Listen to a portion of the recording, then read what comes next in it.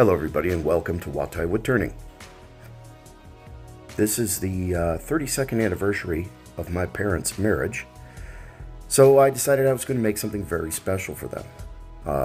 Right now I'm marking the centers, relative centers, on a piece of spalted walnut. It's very rare to find spalted walnut. If you can get your hands on it, do. I highly recommend it. This piece of wood came from my friend Bart at Logs to Treasures in South Carolina, and I've said thank you to him before, but I'll say thank you again. This is a fantastic piece of wood, and I'm very grateful to have the opportunity to turn something that is this beautiful. So once I mark the centers, of course, I'm going to move Mr. Wiggles in a minute. That's my lamp. Once I mark the centers, I mount the piece between centers, get it round, and put a tenon on one end so that I can mount it into the chuck. I play loud music while I turn in my shop. I need to remember to bring my my earbuds out so that I can record the sound of the turning for these videos rather than the sound of me jamming out. So I apologize that you're not going to get audio, natural audio, during this video, because I can't help myself. I like my loud rock and roll music while I'm making stuff round.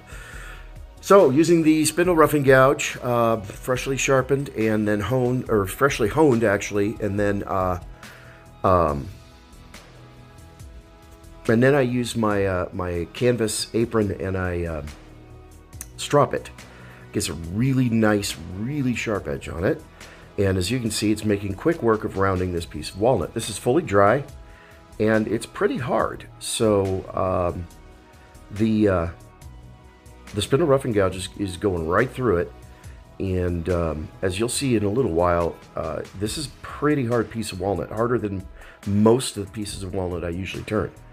So don't discount those traditional tools. That spindle roughing gouge is pretty amazing. Right here, I'm just squaring off the end with my new 1/2 inch Thompson Turning Tools bowl gouge. I've shaped that to a Ellsworth grind, and highly recommend. If you don't own a Thompson, it's well worth the investment. It is great steel. It stays sharp longer than my Sorby. And it's kind of nice to have a custom handle that has my name on it. And I didn't have to pay extra for my name on it, and it's pretty cool. So as you can see, this is sharp. This is Thompson gouge is sharp, and this walnut has given me some grief. It's very dense. It's very hard.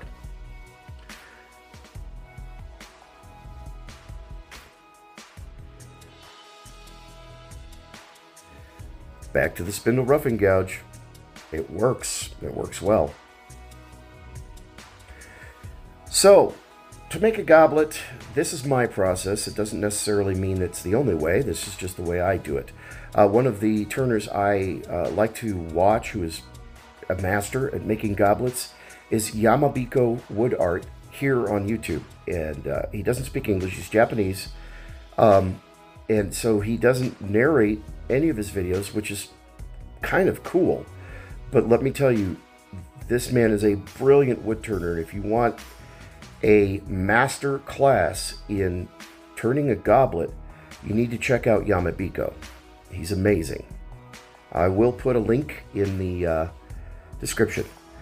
So when you're hollowing end grain, one of the best methods is from the inside out. And that's because the grains are running lengthwise. And just like when you're turning a bowl, Mr. Wiggles is back. Just like when you're turning a bowl, you want to lay as much of the grain down rather than rip it up. So if you think about it, if you're coming in the end of the log with the grains pointing towards your tool, and you cut down into it from the outside in, what you are doing is lifting the grains up, and you don't get as clean a cut.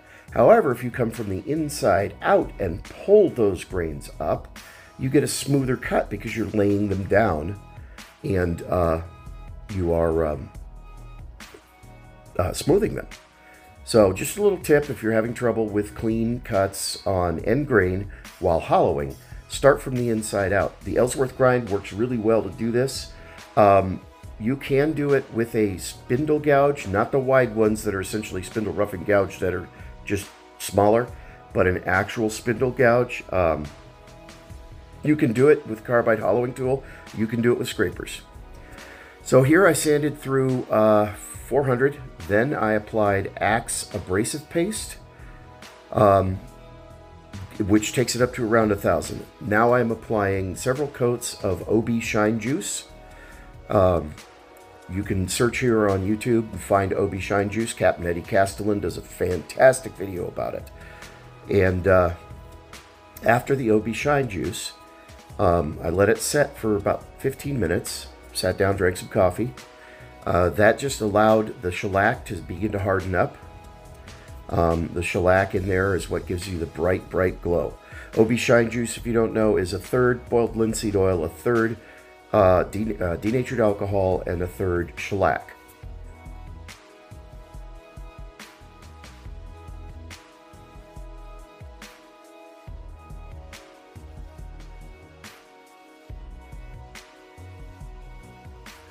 So this is the third coat. I always apply it rubbing it in rather than with the lathe turning. And then this is a friction polish. So get it spinning, get some friction, get some heat in there. And that's where you get that glossy, glossy shine.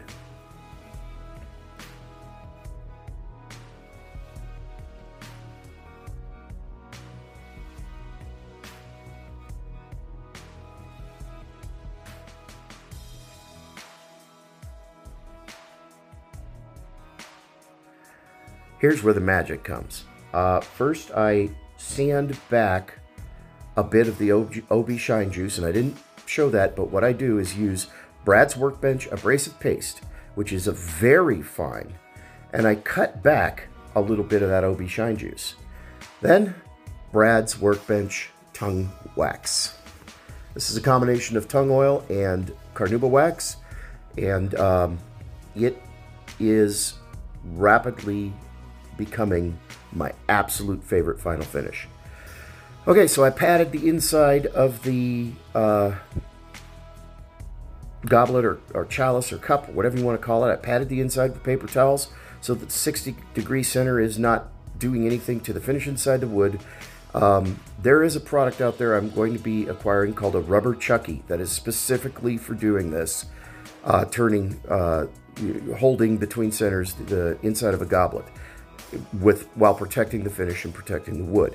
But you can do several things. I've got a folded up paper towel in there for patting. You can also turn a soft touch, which is just a rounded piece of wood that fits over the end of your live center, and then just push that in. You can use, with a soft touch, what I use is a piece of that rubberized shelf lining. That works well. It gives you some purchase, and it does not mar your finish. But here, for the purpose, and as small as this goblet is, folded over paper towel, folded I think 6 or 7 times, works absolutely perfect. And as you can see, as I'm checking the thickness, it's really easy to just get in and out, so I make sure that the cup or the goblet part is of a good thickness. Again, remember, we are turning spindle here, so when you spindle turn, which is along the long grains, you always want to cut downhill, meaning you want to go from the widest to the more narrow part. And the purpose of that is, again, the same as when we're hollowing. You're laying the grain down. Here I'm just using my skew to finalize the surface, give it a little bit of a burnish, and make it extra fine.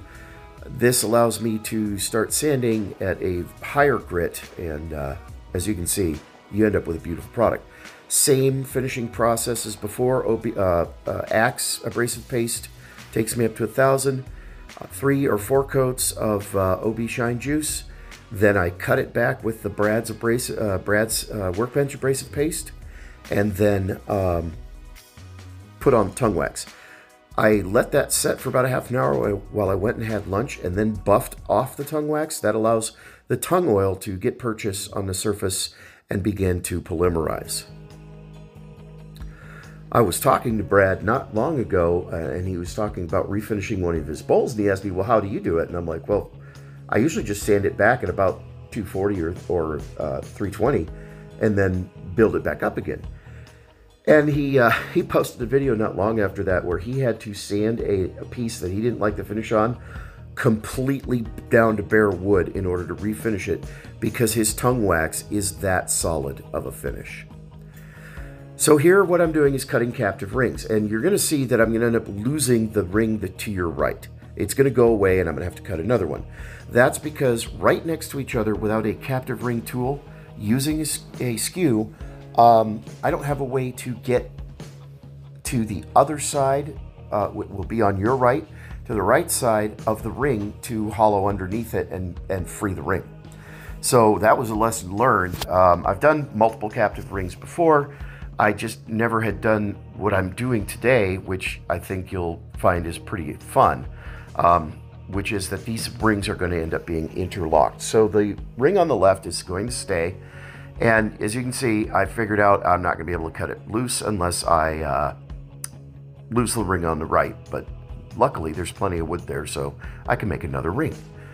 I also hope that you are observant and see that I've mostly finished. That's all the way through the abrasive paste process, the outside of the ring, because once it's loose, it's really hard to do anything with it except put something shiny on it, which I think I finished it with the OB Shine Juice and then hand applied the tongue wax. There it is, the ring's free. Now, I do this with a skew because the skew is what I have. There are plenty of other tools and plenty of other ways to do it. And honestly, I don't do a lot of captive rings, not because I can't or don't want to, but in some ways it's a gimmick. And there's nothing wrong with it. If you do a lot of captive rings, it's good for you. I just feel like it's kind of gimmicky. But the symbolism, because this is in recognition of my parents' 32nd anniversary, the symbolism is why the captive rings. So I'm doing my second captive ring. Like I said, I had plenty of wood left. Notice also that I have not got my stem down to size at all. The strength of the wood as I'm cutting the captive rings is important. I don't want to compromise the strength of the form of the chalice, goblet, whatever you want to call it. So I leave it as thick as I can while I do the fine work of cutting the rings, and then I use my good friend blue painter's tape to get it out of the way, get the rings out of the way while I finish the rest of the stem of the goblet. This is my method. I've seen many other wood turners use a similar method. Doesn't mean that's the only method. It's just what I do, and it works for me in my shop. As always, and I probably should have said this at the beginning, but you're responsible for your safety in your shop, and I really encourage you do what you feel comfortable with at the level you feel comfortable with. If this is too challenging, if using a skew is too challenging, use what tool works for you. I'm not going to judge you. I'm going to judge the final piece and how it looks. You know, I've seen some people turn some incredible pieces with very rudimentary tools, and I'm just, you know, I just say, wow, that's cool. And I learned, and I learned that, hey, you can use this to do that. All right, so now we're going to separate the second ring. Again, just working slowly under with the skew, making myself room on both sides. The ring does end up in a cross section being a little bit teardrop shaped. I'm okay with that, mainly because I really don't do a lot of rings. The captive ring tool, I think, turns those a little more trued around, and that's okay. So here what I'm doing is taking a flap of my sanding, this is sanding mesh from Woodturner's Wonder. It's called ProNet, and I like it better than Abranet. Nothing against Abranet, I just like ProNet. This allows me to sand the inside of both of the rings. I just CA glue the sanding medium to the thick column there of the stem, and turn the lathe on and move the rings with my hands. It's basically a flap wheel with one flap. So there's a little technique for you.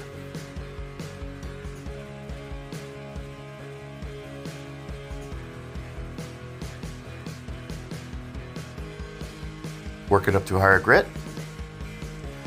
I got the insides of the rings all the way up to 320 grit.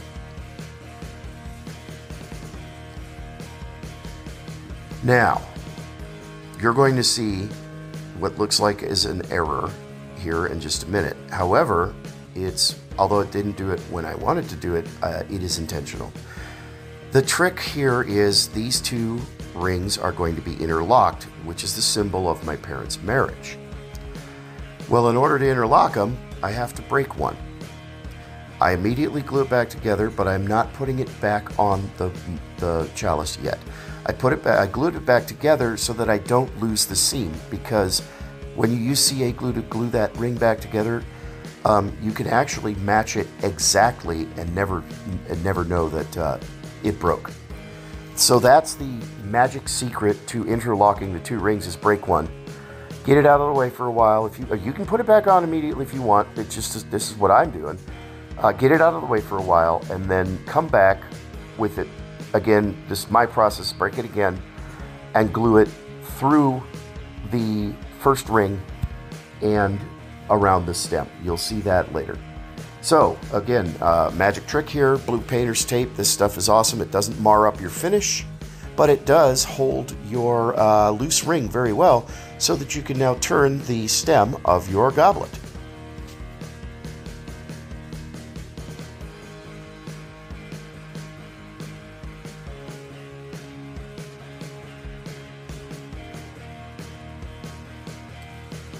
Back to that Thompson 1/2-inch gouge. I really like this. It's got 16-inch handle, weighted, and there's a lot of shock absorption in that weight. And I'm telling you, I've never held a nicer tool while standing at the lathe than this Thompson bowl gouge. It was worth the expense, and my wood turning habit pays for my tool habit. and this piece of steel was absolutely worth making sales in order to purchase. I highly recommend it. Made in America, made by a wood turner, for wood turners, and and the engraving, the custom engraving on the handle, if you purchase a handle, is free. You could just purchase the steel and make your own handles, which is a great price. It's $70 for the 1/2-inch bowl gouge steel, already fluted, and it comes with an Irish grind or a long fingernail grind. $70, and you're getting superior steel. If you have a handle or a collet handle, or you make your own wood handle, so it's really actually kind of saves you money in the long run. And you know what? One even of lesser steel, one bowl gouge lasts a lot longer than having to replace carbides every month and a half or so after you've sharpened them too much. And so I do have carbide tools, but the traditional tools last longer, force me to use better technique and learn better control. And nothing against carbide, but I use it when I need to. Not most of the time, though. I love my traditional tools. So here I'm just working my way down to a final diameter. I changed my mind multiple times, and what I'm doing is looking at the shape and size of the cup of the chalice, thinking about how tall I want the chalice to be. I personally lean towards the more absurd stem lengths on chalices. This is a piece to look at. It is functional. You can absolutely drink out of it, but this is a visual piece of artwork, not an everyday, get me my mead cup kind of a chalice. So here you can see I'm like, well, that's a nice shape, but then I started thinking about how tall I wanted it to be, and I've got another 2.5 or 3 inches worth of space of room to turn that stem. So I go ahead and start shooting for a much more elegant stem width.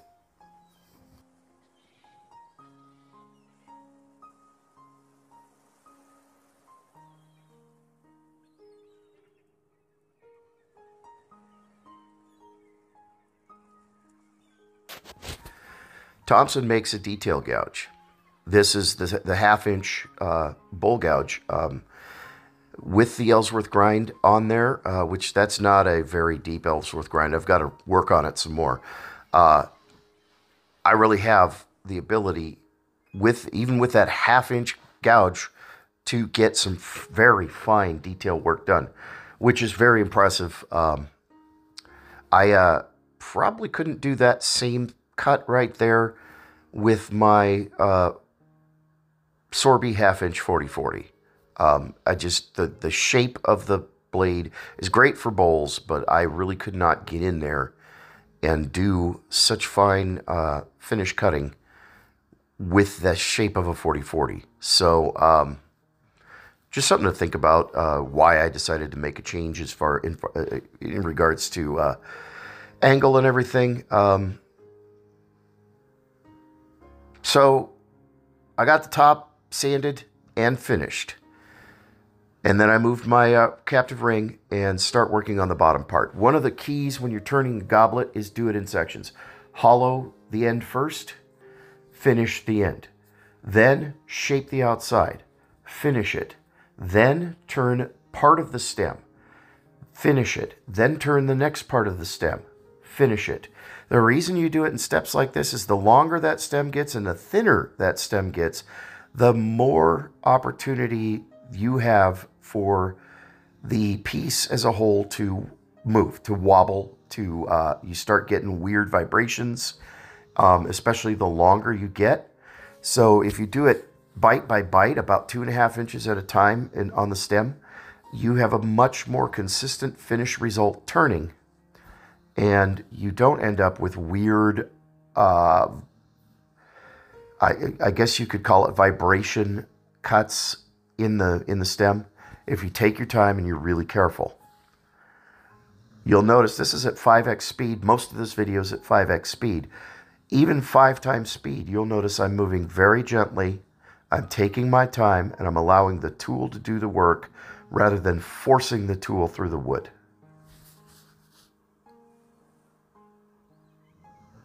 Again, I'm making decisions about how tall I want it, what the shape I want it to be, and I've decided it needs to be taller. So working a small bit at a time, and I'm telling you, this Sorby gouge with that long 16-inch handle. When I buy the 5/8, I'm probably going to get a much longer. I'm going to get the 20-inch handle. But wow, the ability to control. I can keep that handle locked in my hip so that I'm very, very stable. As you can see, essentially I'm moving my body, not moving the gouge. And it just really gives a lot of good control. The amount of control using this technique is amazing. How did I learn this technique? You're on YouTube. Look up Mark Sillay, S-I-L-L-A-Y, and watch his presentations on wood slicing. It will change the way you turn wood.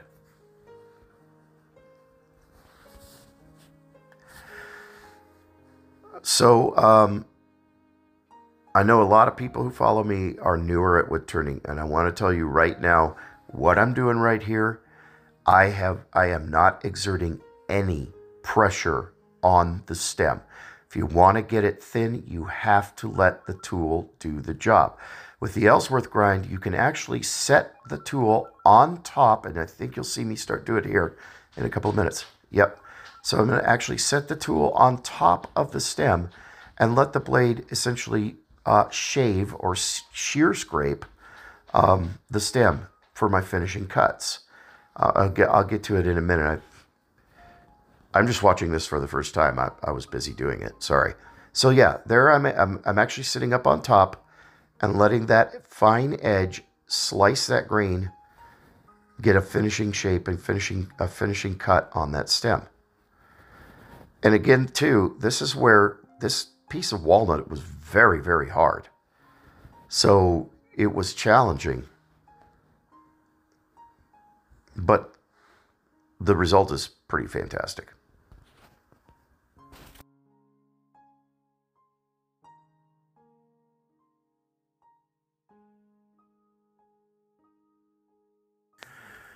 This is the point for me when I'm doing any spindle turning, when I'm doing any kind of a long, thin stem type thing.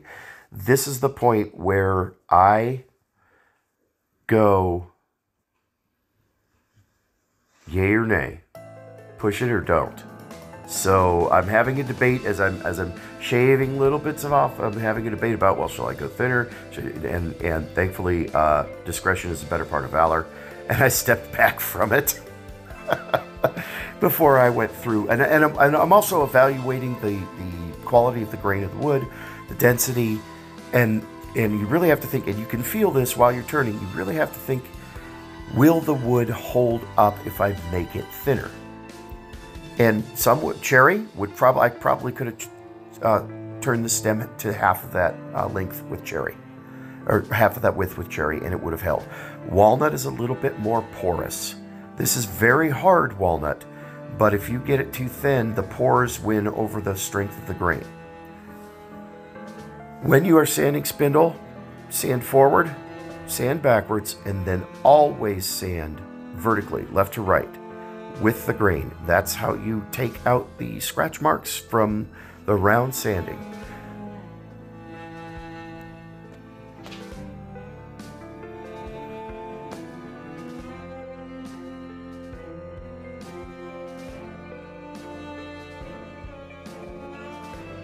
You'll have to forgive my super baggy pants. I've lost almost 100 pounds recently, and I am not buying myself new breeches until I get to my goal weight. So, sorry, not sorry. I'm pretty proud of myself that those things look like they're falling off of me. It wasn't too long ago that I couldn't put them on, so. Anyway, sorry, just my girlfriend likes to give me a bad time because, you know, it looks like I'm wearing a tent on my ass, so I apologize. So here, again, same process, went to the axe, the OB Shine juice, and then I held off on the tongue wax until after I finished the base, simply because I am about to join the second ring back together, and I wanted to kind of allow that finish to spread amongst the rings and the stem of the chalice. So it's a little more finishing, finicky, you know, getting there. No, you know what? I take that back. I'm actually putting tongue wax, and I'm putting tongue wax, another coat of tongue wax on the outside of the chalice as well. Sorry, like I said, I'm watching this for the first time too, because I was busy doing it. So this is the Brad's Workbench abrasive paste. So I'm cutting back the OB Shine juice a little bit, but you'll see I really don't lose much shine. That's not the point. It's just to, once you get that plasticky gloss on there, for me, cutting it back lightly using the Brad's Workbench, which is super fine, brings out a glow, a deeper shine that I really prefer. It's not necessarily satin, it's still glossy, but it's not, it doesn't have a kind of a saccharine plastic shininess to it. Well, a little friction broke my towel, but look at that. Look how pretty that is. So then we're going to put the tongue wax on, I think. Yeah, I put the tongue wax on.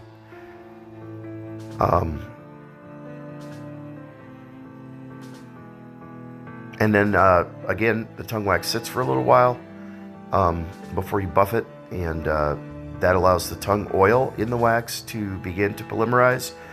And then when you buff it, the carnauba wax gives it a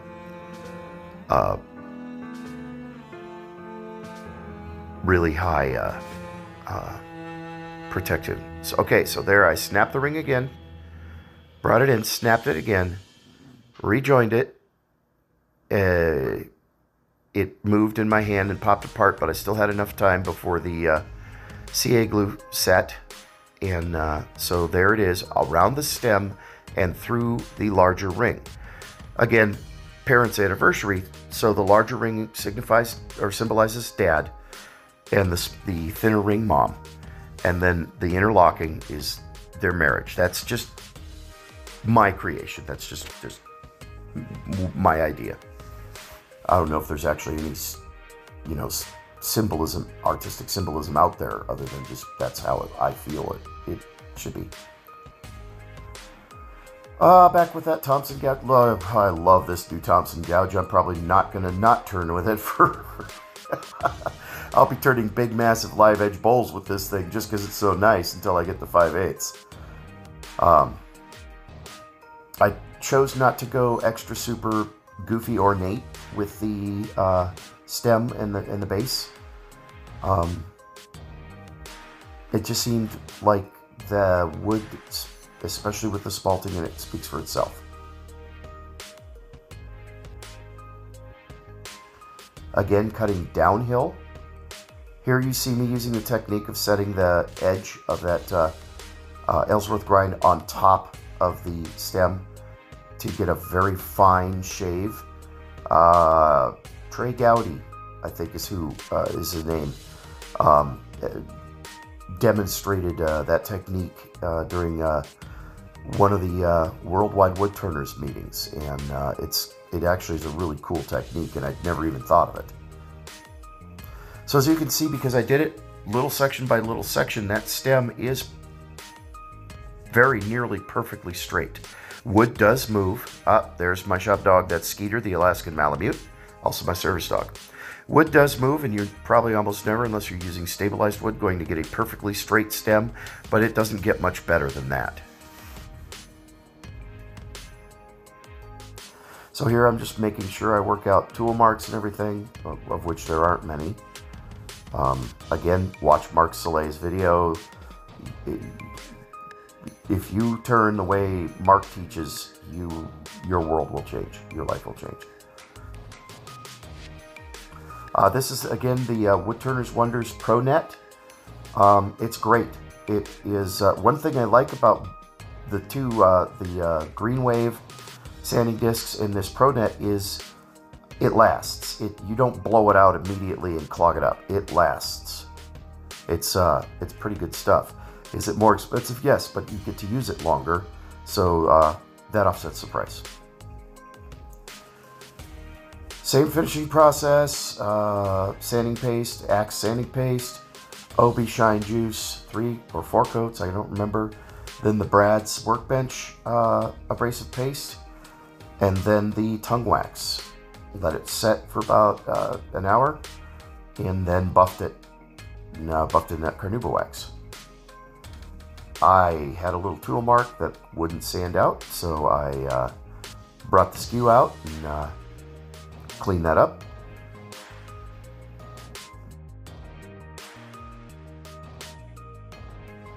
The spalting on the side on the left side of the base is just like, it's crazy.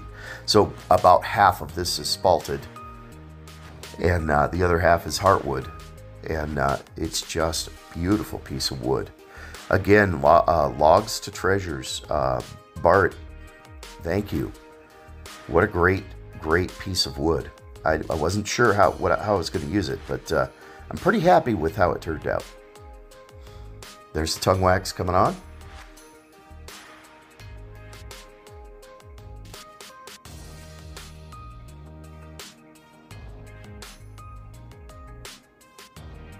Oh no, that was the abrasive paste. There's the tongue wax. Sorry. And we hit the tongue wax on the rings. Those are sanded to 400 or 600, I think I sanded them to.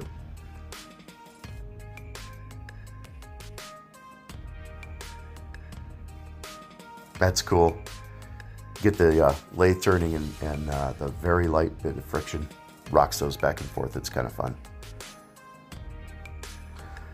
Next, I just work out the base, undercutting it with the parting tool, and then hand sand, or use my drill and the flap wheel to sand the bottom, and then finish it. Wrote, of course, in there, I wrote Happy Anniversary, Mom and Dad.